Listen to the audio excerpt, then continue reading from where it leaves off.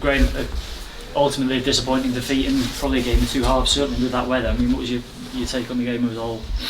I thought both teams had moments. I thought both teams had good moments in the game. They scored in 2 long throws. We had opportunities, we had chances. First goal was always going to be big in this fixture. We had 2 or 3 chances in the first half to take them, and we didn't. So, you leave yourself out. Yes, the conditions, but the conditions were the same for both teams. So that's by no means will we use that as an excuse. But we had 1 or 2 sloppy moments, and that's probably what cost us.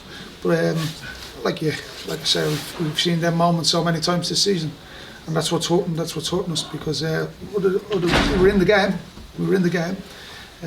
Both teams tried to make a decent fist of the conditions, and it was tough on both teams on both sets of players. But disappointing when it comes down to 2 set pieces, 2 long throws, and that's bitterly disappointing. Yeah, you referenced the chances there. I mean, you were on top at that stage when those chances came, and ultimately it was a couple of really good saves from Arthur Okonkwo. I mean, how frustrating was it not to take those chances, but also pleasing that you were on top in the game? Well, if you don't take those chances, you're going to leave yourself vulnerable. We didn't take them, so we were always vulnerable. They were always going to put a bit of pressure on us. They were always going to be a different team in the second half. The game was certainly changed at half time, obviously.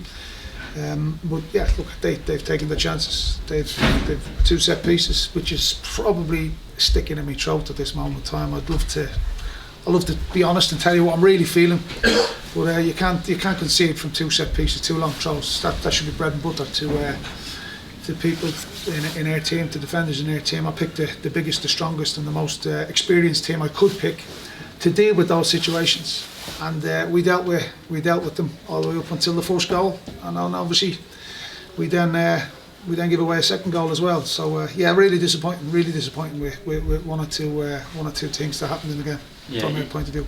Is that aspect in particular a bit frustrating and concerning maybe, because like you say, you've identified that, that Ben Tozer's got a long throw in and James McLean with his deliveries as well, so the fact that you have pinpointed it and not been able to deal with it. It's not something that we didn't know about. It's not something we haven't prepped for. It's not something we haven't spoke to the players about. It's not something we haven't showed them. It's not something we haven't worked on. And that really is annoying when, as a manager, when you put all that down in front of the lads and you show them what's coming, and they just, oh God, I didn't know that was happening.